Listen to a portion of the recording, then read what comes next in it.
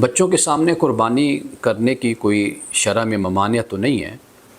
اس کا انحصار تو اپنے ہی گھر پہ ہوتا ہے، اپنے بچوں پہ ہوتا ہے۔ کئی بچے ایسے ہوتے ہیں کہ جو اس کا بہت اثر لیتے ہیں۔ میں نے دیکھا ہے کہ جو بچے جانوروں کے ساتھ مانوس ہو جاتے ہیں، جیسے قربانی کے جانور ہفتہ پہلے، 10 دن پہلے، مہینہ پہلے لائے جاتے ہیں، تو بچے ان کے ساتھ بہت مانوس ہو جاتے ہیں۔